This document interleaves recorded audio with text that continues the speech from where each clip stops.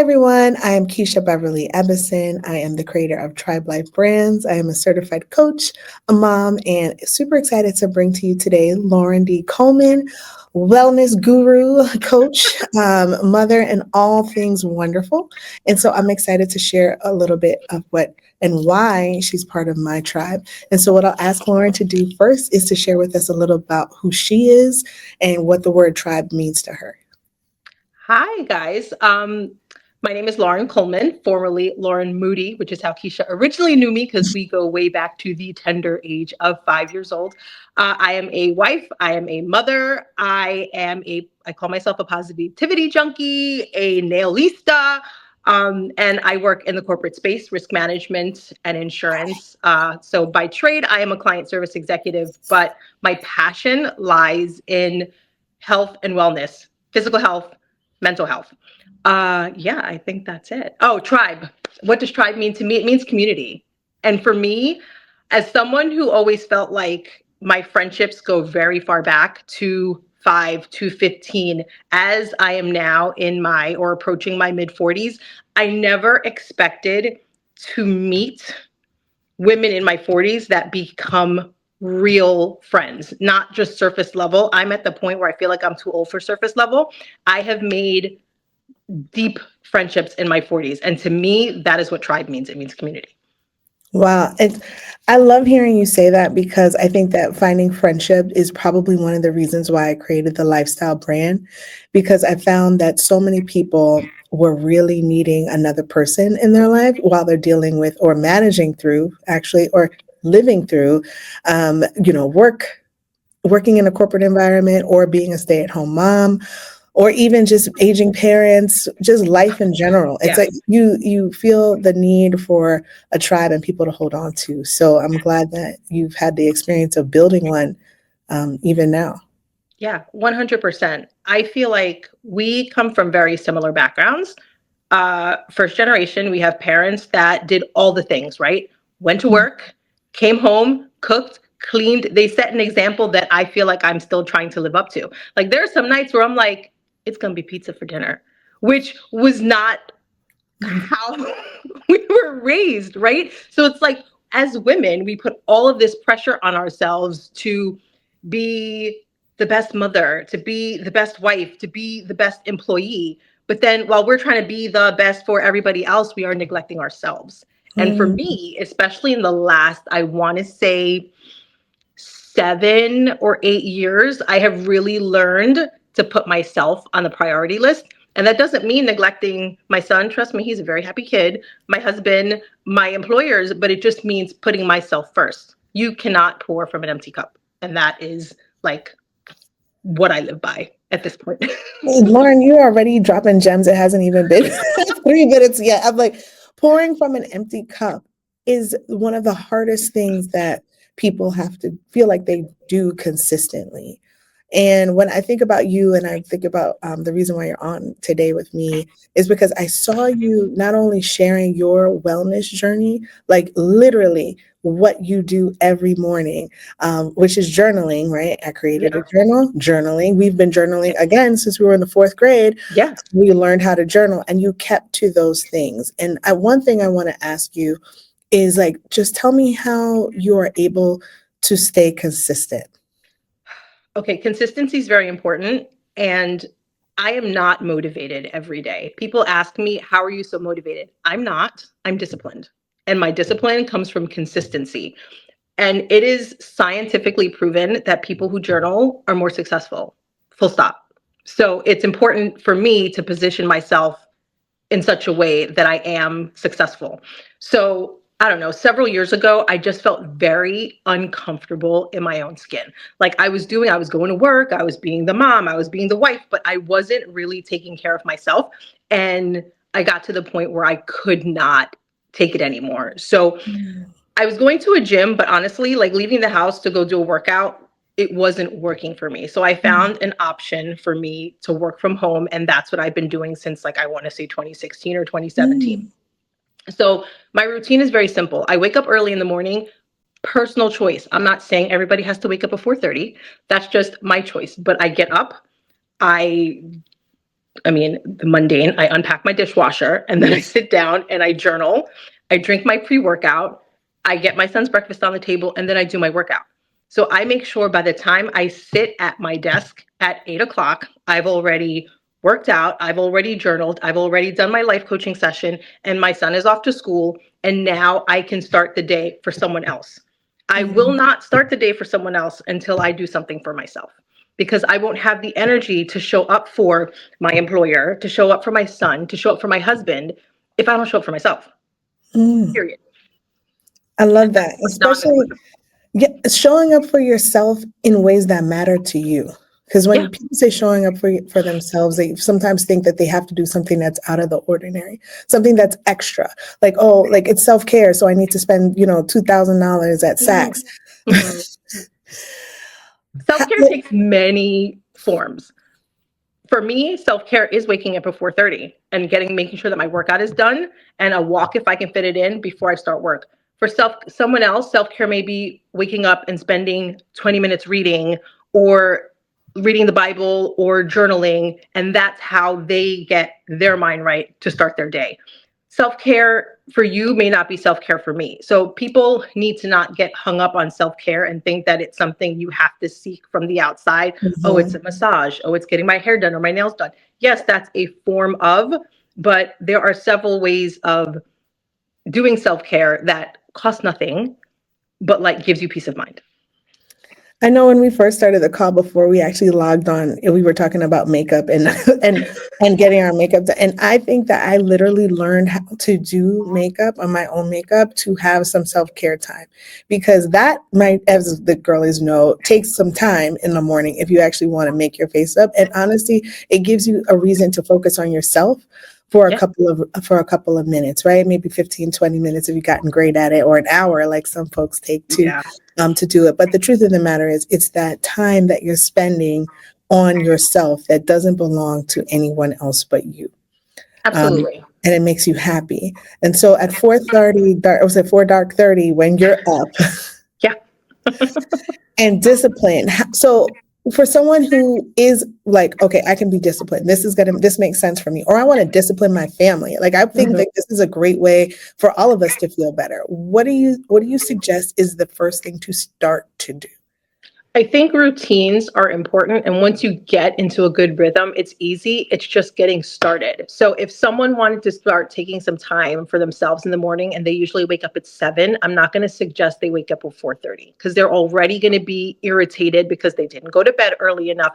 I don't want anyone to start off feeling defeated. So what I would say is set your alarm for 30 minutes earlier. Mm, In 30 minutes, you can get up, you can read, you can get up, you can have a cup of coffee and journal without feeling like you're getting up so much earlier. And then once it becomes easier, you just keep setting the alarm back by 15 mm, minutes, then another 15 minutes. Then you're up an hour earlier and you realize, oh, snap, I can get that workout done before work. Or there's a lot of things. Like I prefer to spend my time in the morning doing something for myself rather than getting something done like in the house. But again, personal choice. If you have younger kids and your mm, time after work is like 1, 2, 3, you have practice, you have to pick up from daycare, all those things, then getting something done in the morning may save you on the back end. And then when the kids are in bed, you may be able to take a little bit of time before you go to sleep. And that's your moment of self care, or that's your moment of reflection, or that's when you journal before you go to sleep. It's all about figuring out what works for you where you're at. Like where I am now with a 15-year-old son was very different than where I mm, was 10 years ago with a 5-year-old. So now my son is very self sufficient. Like in the morning, I get him breakfast on the table, I get him to school. Other than that, he can essentially take care of himself. So I find myself in a season of life where I have a lot of alone time. So my husband is out, he's a volunteer fireman. So he has shifts at the station outside of his regular 9 to 5 where he works out of the office 2 times a week. So I am not like, I know a lot of moms that are like, oh, I just wish I had a moment for myself. Right now, that's not my struggle. I have plenty of time for myself, which is why I read so much. I also encourage you to find something and that again, that can be a form of self care, but something that you can turn to when you're feeling overwhelmed mm, or you're in a bad mood. Like for me, books. This year, I have read more books than I think I have I mean, ever. I am on book 174 for the year. Wow. And yeah, like, but I make time, right? And I'm not taking away from my family. Like, people are always like, there's no time. There's time. Just what are you doing with your time? Are you spending 3 hours scrolling Instagram? Are you spending 5 hours watching TV? Like, That it's all about choosing where you want to spend your time. I choose to spend my time with my Kindle. Yeah, and your Kindle loves you back for 174 books. I'm pretty sure that that's what the case is. The other thing you mentioned around, where you spend your time is interesting because I often coach people who are spending their time in places where they don't have to face what's bothering them. Hmm. So 3 hours on Instagram, 4 hours, binge watching TV, not because it's helping, but because it's hiding me from facing the work in the kitchen Yeah. because my, depression is on 1,000 and I don't want to go down there. Hmm. Or to clean my kids' room after I bought all the toys. We see the Instagram memes all the time. I bought all Yeah. these toys and now every night I have to clean for like 4 hours. Or, like we mentioned, just dealing with life itself happening to people that are around us and we don't want to necessarily face what's happening. What do you think about the opportunity for people who are using things to kind of save themselves from actually facing what they want to face or they need to face? I think it's hard, right? Because people are avoiding for a reason, right? Mm, And eventually you're going to have to face whatever it is you're trying to run away from. But for me, social media is a gift or a curse. It depends on what's in your algorithm. Like, I know some people who have to take breaks from social media for their mental health because seeing other people on vacation or seeing other people's lifestyles makes them feel bad about themselves. Like, that is not who I follow on Instagram. Everything, when I open my Instagram, it's all nail pages or it's like positivity quotes, like that sort of thing. So I would encourage people, if you go on Instagram and it doesn't make you feel good about yourself, unfollow whoever you're looking at and protect your peace. yeah, And then I would say, like, really through journaling, reflect on what it is you're trying to avoid, and then come up with a plan of attack for how you can address that issue. Because those types of issues usually don't get better with time. yeah. No, I think that's really solid coaching and advice and mentorship, right? Because coming from someone who understands, especially when you said, if you get up earlier and you really spend that time on yourself, and it's hard in the middle of doing 1,000 things to try to also problem solve something. So, you're at work, you're problem solving, and then you get frustrated and you just stop, but the problem's Yeah. still there. Mm-hmm. So it's great that you gave this. That's really solid mentorship for sure. Yeah. I feel like with work, because everybody gets frustrated at work, right? I feel Mm, like sometimes we need to slow down in order to speed up. Like, you need to kind of, like, I know that I have looked at an issue at work, right? And I'm sitting there and I'm like banging my head against the wall trying to figure out a problem. And then I'll step away, even if it's for 20 minutes. And then I come back to the same issue and I see it in a completely different way. And I'm like, oh, wait, this is what I need to do. So yeah, sometimes if you're like in the middle of something and it's not clicking, it's a challenge. Sometimes you really just need to step away and like shift your focus for a minute, take a spin around the block, just go to the mhm, kitchen, have a glass of water, just step away from your computer, even if it's for a little bit of time. mhm, And then a lot of times you can come back and see something from a completely different lens, for which sure. happens to me all the time. All the time. And the principles that you're learning or that you mentioned, I was talking to another mom and she mentioned that it's hard to know all of these things now and not put your kid on game instantly. So you're like, no, you need to journal. You need to find time for yourself. You need to just be because it's like, why would I think what she said to me was like, Keish, why would I spend thousands of dollars learning how to be a better person, millions of, minutes figuring out, how to live life better, that exercising, not eating, pizza and Chinese in the middle of the night is like the way to go and everything else. And then not make my kid 1,000% better with everything I learned. And they instantly want to just start better yourself, like Tony Robbins, like they just want to get these kids, Jay Shetty, your kid to Yes. the next level. How do you not do that? Because that's like, I'm laughing so hard right now because your friend is my husband. My husband wants to put Jackson onto like everything. And I'm like, listen, I understand that you want to educate Jackson. You want him to avoid the pitfalls you may have fallen into when you were his age. But just remember that you're now looking at this from the perspective of a whole grown man who has lived a whole life. Jackson needs to live his life too. While, yes, we can absolutely share our knowledge, we can't like force feed him all of this information at once. Like his 15-year-old brain is going to explode. But like 100%, I know where your friend is coming from because I see it with my husband and it makes me laugh. And while I agree to an extent. Like, I feel like he still needs to make some mistakes so that he has things that he learns from as well. We're his parents. We definitely don't want to see him like going down a bad road, and that is absolutely not going to fly. But yeah, no, like I agree and disagree if that makes sense. I feel like well, I'm your husband. So, and what the mom was saying, I was like, yeah, I definitely try to have my daughter to do Mhm. some type of meditation or yoga at night. And she's like, all right. Like, so, cause I'm like, you're going to need this calmness. Like, you're going to need this.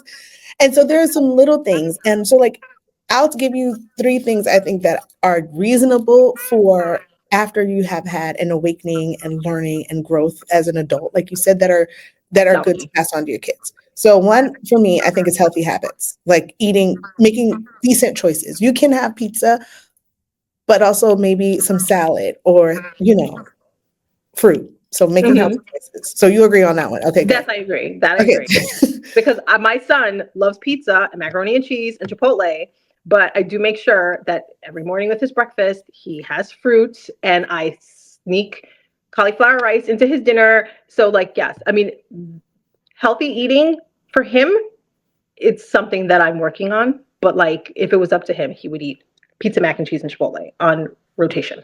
Yeah, and tater tots are mine too. So that sounds like yes. So healthy habits. Second thing, maybe I think that we can implement is reading.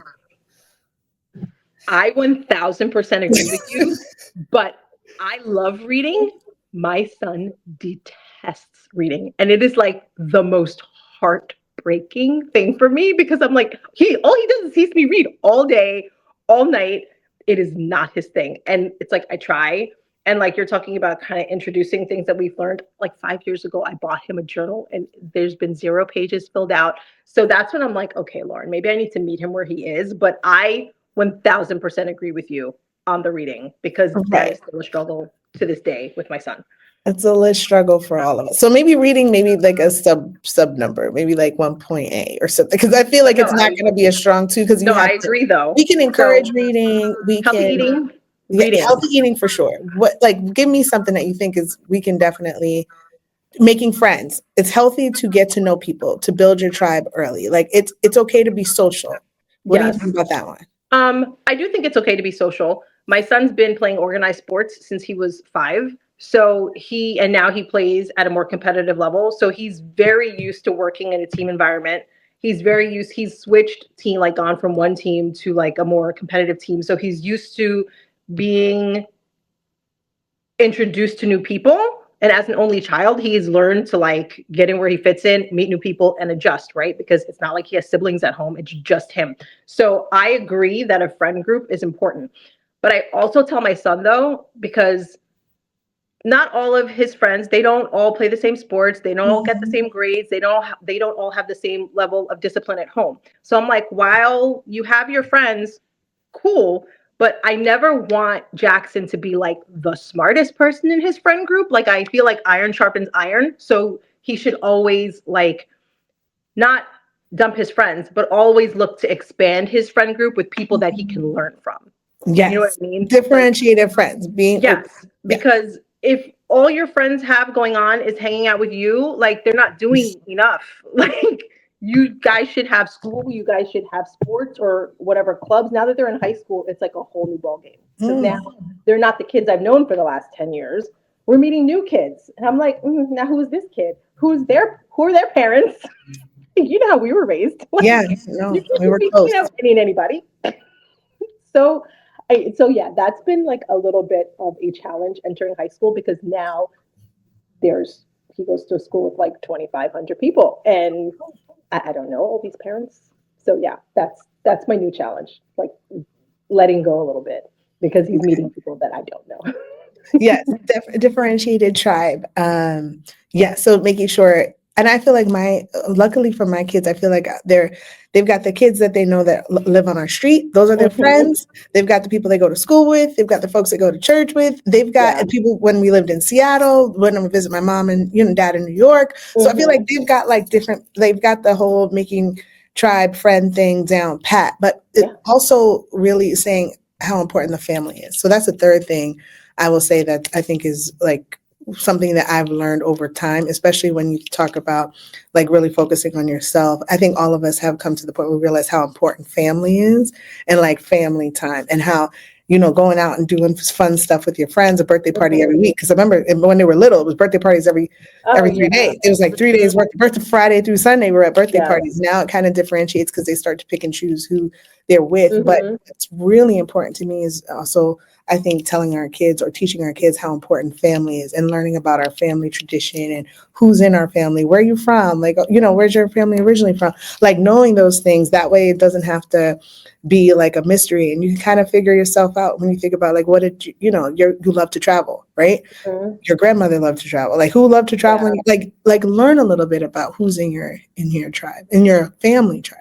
Oh, 1,000%. Like my parents are very close to Jackson. Jackson's very close to my brother and my niece and nephews. Like especially as an only child, Jackson understands. Like 'cause I want to foster, and I always have a close relationship between him and my brother's kids because it's just him, and there's four of them. So like I try to have them like always kind of be like a group of five, right? So that he knows that he always has like his aunt and uncle, and he has his cousins.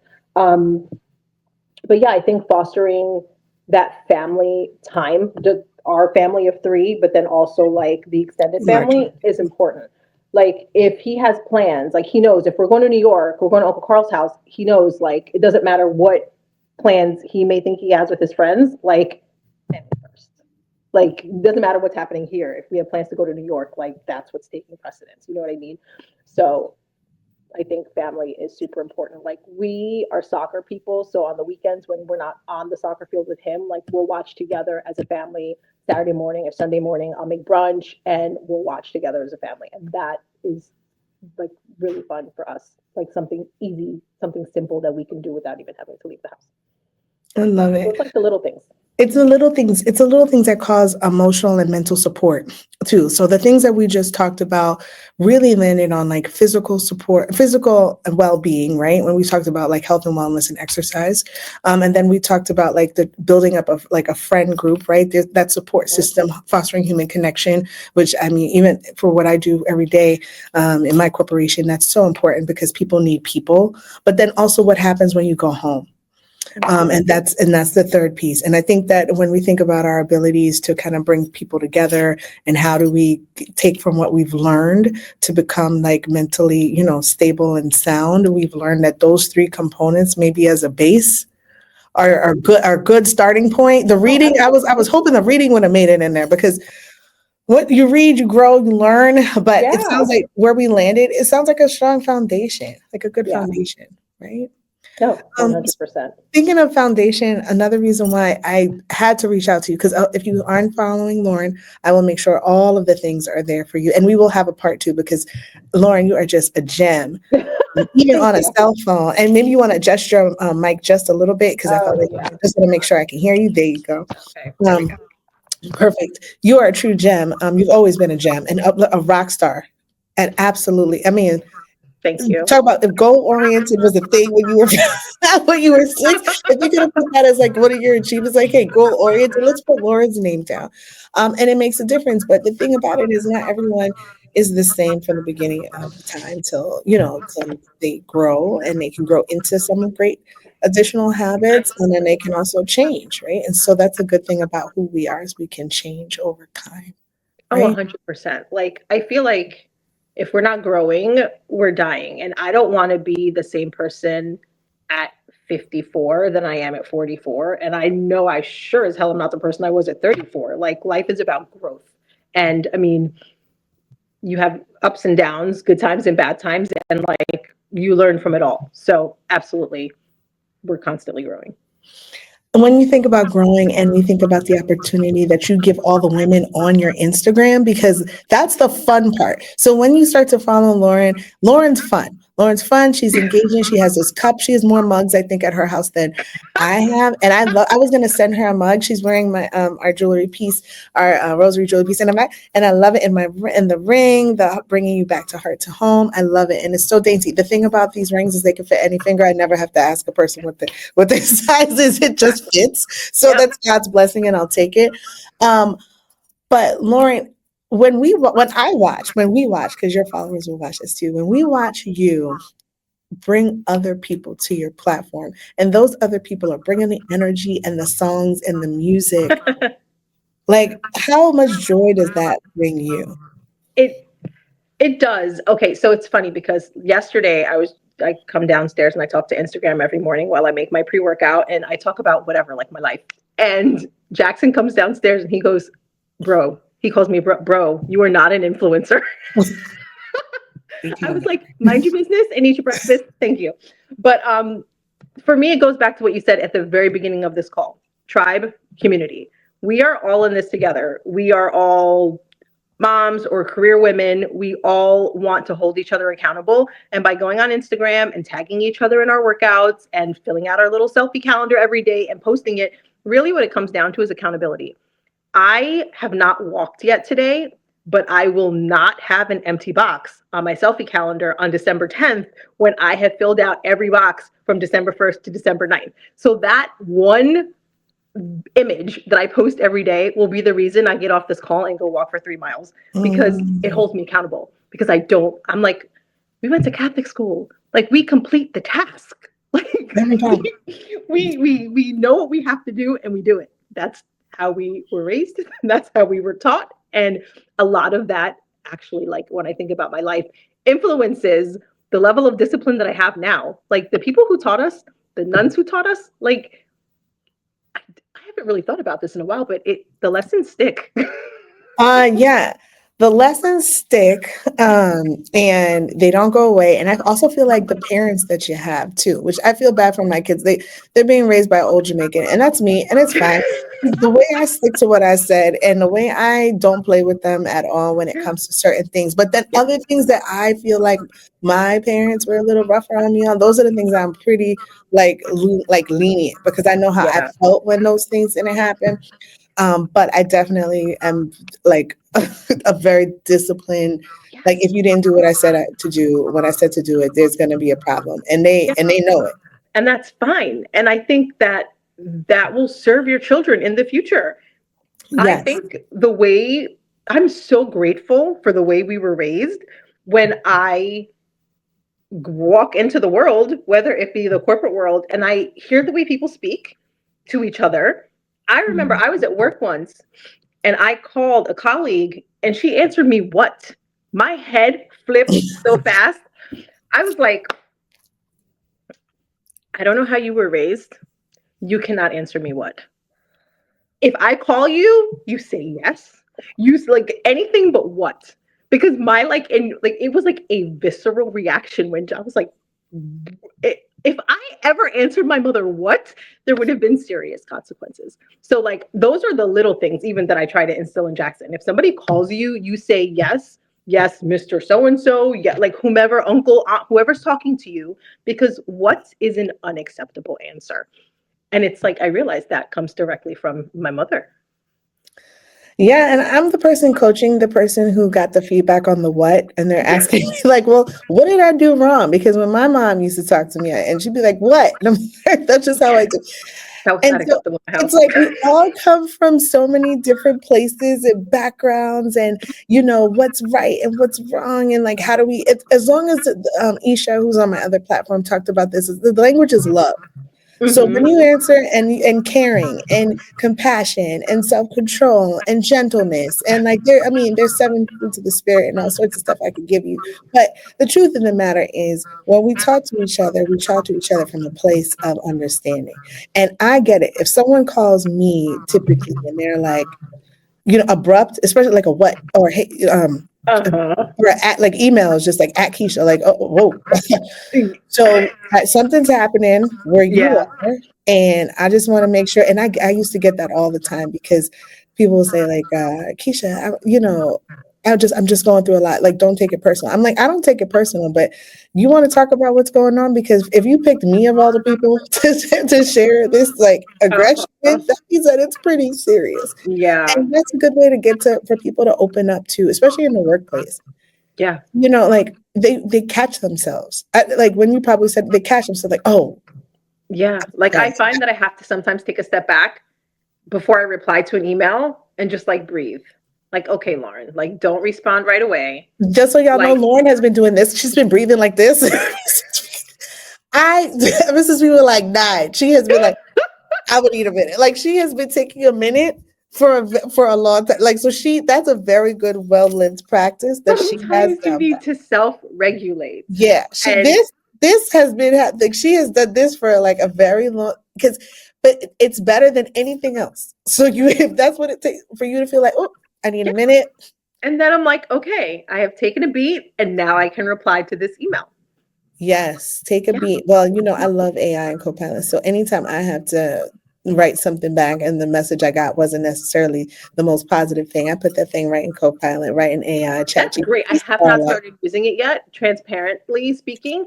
Although I just took a bunch of classes like internally, like at my job to talk about like Copilot and the do's and the don'ts and all that stuff. So I feel like it's coming soon. Like I'll be using it soon. But Oh, yeah, and let me know how exciting your life gets even more after I you will start to use I it will let because you know. at My husband was 4:30, playing around with it yesterday, I think, and he was just like, he was like, look at this. And I'm like, wow, okay, that is impressive. yeah, Especially when you like you get it and then you can kind of play with it and like make it sound like your own. Like it's I think it'll be very helpful for a lot of people. what people M365 Copilot, what Lauren's chatting about right now is when you start talking to it. So when you're the only one, it's a companion. It's literally a Yeah. companion. So at 4:30 when you wake up and it knows you after like the third time you talk to it, and you're like, "Hi, Lauren." Like, so you're waking up, getting ready to journal, getting ready. You're gonna be like, "Yeah," and then there's like, "Well, so I was thinking maybe you want to talk about this today." When it starts talking back to you, is when that's when I figured out that this, era and age of technology and art is perfect Nuts. for the only child. It's Yeah. perfect for people who wake up at oh dark 30, Yeah. because it releases the stress of having to go to someone else to start, thinking about what you want to do next. And so I'm excited to hear more of your AI journey, I especially. will let you know because I will say, like, real early, like in the beginning, I'm like, I don't know about this AI. Like, I found it scary. I found like I was very unsure. Now I'm starting to come around to the personal and business benefits, but Yeah, like, it was a hard sell for me at first. I'm not gonna lie. you and everybody else. And even my son is like, "Ooh, plagiarism. I don't do it." What? So so I'm glad that we we're landing our plane in the AI space because that's an exciting part 2 of our conversation because we'll have a little of like how Lauren loves Copilot or she might not. But the best thing you said is that you took some training on it first because it's that responsibility, like responsible AI, and AI for good, like AI for anything other than what it's not meant for, right? And so Yeah. I'm so glad that the first things that you've done is really looked into how AI can be a positive piece and Yes. how to use it well without putting yourself in a situation. I'm trying to work on being more open and less judgmental across the board. So yes, Overcoming God is still anxiety working on and me, but AI. yes, I am. God's working on both of us. Overcoming anxiety and AI is a real thing because I was like, wait a minute, if I tell this all my business, is it going to tell somebody else? But I've been watching and learning so much, in my day job, and so I'm Yeah, just happy that the rest of the world gets to be a part of this. that's awesome. I will definitely keep you posted. Yes, download the Yeah, Copilot app and then tell me when you start talking to it and what voice you picked, because I can guess right now what is it voice you going to be like my picked. friend in a pocket? I feel like it's going to be my Yes, friend in my it's your pocket. friend and you're really gonna be like, this is nuts. That's that is It's nuts. it's nuts. And I'll give you one small example of how I use Copilot for like personal things at first to just get used to using it. So Uh-huh. I'm getting ready to take Malia out. That's my daughter. Getting ready to take her out. I made breakfast and I used a new oatmeal packet. As I'm walking out the door, like with her like trailing behind me, I'm like, we got to get out of here. And I look at the oatmeal and it looks like it has seeds in it. And Malia has a, she has a sesame seed allergy and a nut Okay. allergy. And I'm like, Okay. what kind of oatmeal is this? So I go back and I'm like, it has flax seeds. And I'm like, flax seeds? I'm like, well, shoot, she's so small. I don't even know if flax seeds, sesame seeds is the same family. So I Uh-huh. co-pilot and I'm like, hey, co-pilot, is it safe to give this to Malia? Like, what am I going to do? And co-pilot's like, hey, listen, like the chances of someone being allergic to sesame seeds and flax seeds are so far apart that it wouldn't happen. Now, and it literally broke it down to me and to the Oh, point I was that's like, cool. bet, say less. Here you go, Malia. And we drove to where we had to go and we were okay. Oh, that's And good. I know Okay. people, yeah, I could be people who down are with buying that. homes, yes, people who are buying homes, people who are thinking about anything you would normally just consider like, oh, I wonder if Uh-huh. there's an if, then there's a answer like. Yeah. That's cool actually, because again, I'm a little bit of a skeptic when it comes to certain things. I'm very like conservative when it comes to certain things, and that AI was very scary to me at first, but I am becoming more open. It's exciting. Well, speaking of open, hopefully your schedule open because I would love for us to schedule a part two so we can talk about like how to think about a healthy regimen and why it's important, especially as we're aging and like thinking about what that looks like for the future. Yeah, we Also, definitely need a part two because I feel like that's what we were supposed to be talking about. But I loved what we ended up talking about.